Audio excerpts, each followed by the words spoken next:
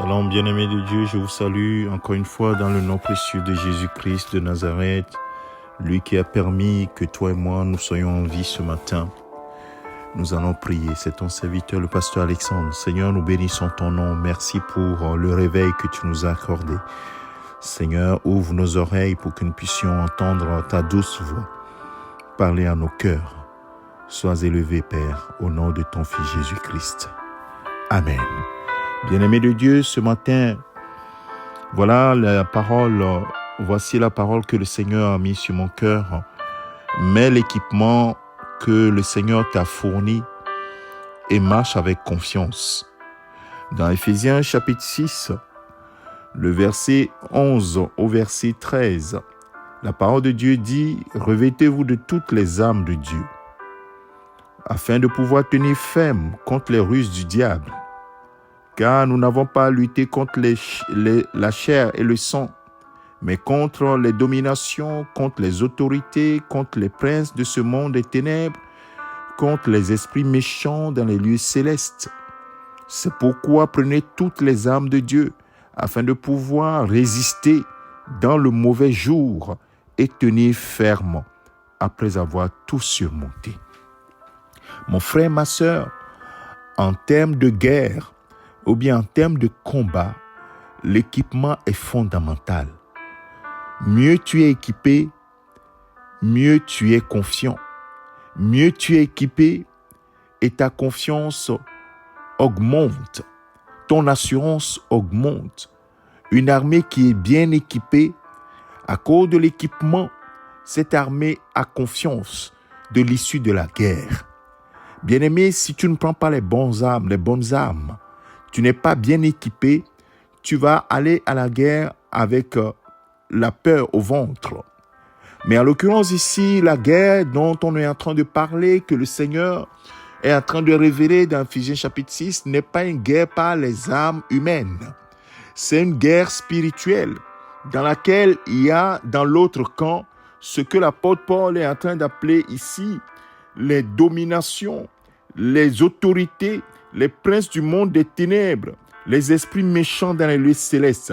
C'est la composition du camp adverse qui lutte contre toi. Et mon frère, ma sœur, comment peux-tu lutter avec cette coalition si tu n'es pas bien équipé, si tu ne prends pas l'équipement adapté? C'est pourquoi la Bible déclare, prends les armes de Dieu, équipe-toi des armes que Dieu a fournies, afin que tu puisses faire quoi? Tu puisses leur tenir ferme, afin que tu puisses résister. Le verset 13 dit, c'est pourquoi prenez toutes les armes de Dieu, afin de pouvoir résister dans le mauvais jour et tenir ferme après avoir tout surmonté. Oui, cet équipement-là te donne de tenir ferme, parce qu'en réalité, la victoire est déjà tienne.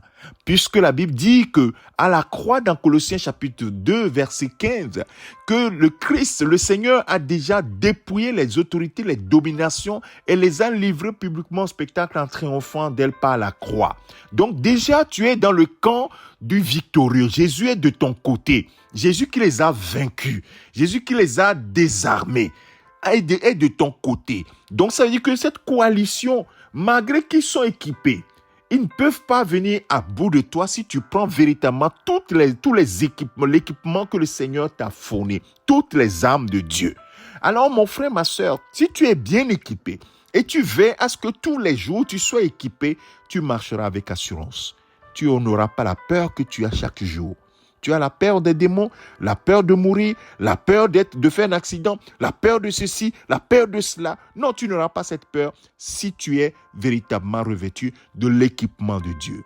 Mon frère, ma sœur, ce n'est pas juste pour te fortifier que je dis cela. C'est une vérité spirituelle à laquelle tu dois accéder. C'est pour toi, c'est pour moi. Équipe-toi tous les jours et tu vas voir qu'il y a une paix qui va te remplir et tu vas marcher avec assurance. Oui, l'équipement donne de l'assurance. Alors, quelles sont les armes? Les armes sont citées plus bas. Et dit, tenez donc ferme, ayez à vos reins la ceinture, la vérité pour ceinture. La vérité, oui, pour ceinture.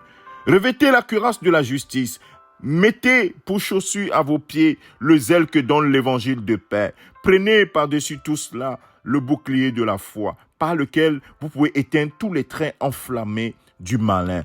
Prenez aussi le casque du salut et l'épée de l'esprit qui est la parole de Dieu. Bien-aimés, nous n'avons pas le temps d'aller dans le détail de ces armes, mais je peux te résumer clairement que ces armes, en réalité, c'est la parole de Dieu.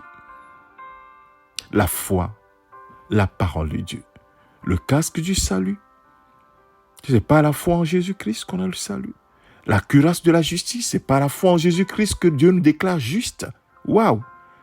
Le bouclier de la foi, ce n'est pas la foi. La foi, c'est un bouclier. S'il envoie des flèches enflammées dans tes pensées, non, avec la foi, tu l'éteins. La ceinture de la vérité, mais c'est la parole de Dieu. Et l'épée, l'âme offensive, l'épée de l'esprit, c'est quoi? C'est précisé clairement, c'est la parole de Dieu. Donc toutes ces armes sont résumées à une seule chose, la parole et la foi. Bien-aimé, si tu t'écartes de la parole, tu ne te mets pas dans la parole.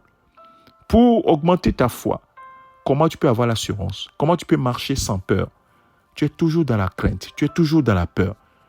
Bien-aimé, ce n'est pas juste la prière qui fait partie la peur. Non, c'est l'assurance qui fait partie la peur.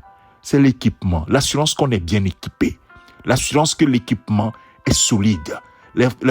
On est sûr de l'équipement. Si tu es sûr de l'équipement, alors tu vas au combat avec assurance, avec quiétude. Bien-aimé, chaque jour, veille à prendre toutes les armes, à t'équiper correctement avant de rentrer dans l'arène et va avec assurance. Et je prie ce matin que cela soit ton partage, mon frère. Cela soit ton partage, ma sœur.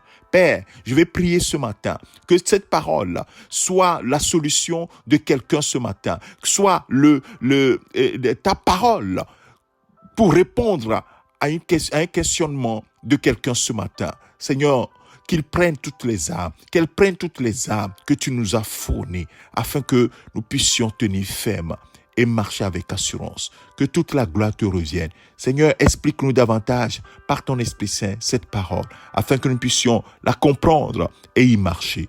Merci Père, au nom de Jésus, ton Fils, nous avons ainsi prié. Amen. Que le Seigneur te bénisse, mon frère, ma sœur. Je te souhaite une excellente semaine au nom de Jésus-Christ. Une excellente journée.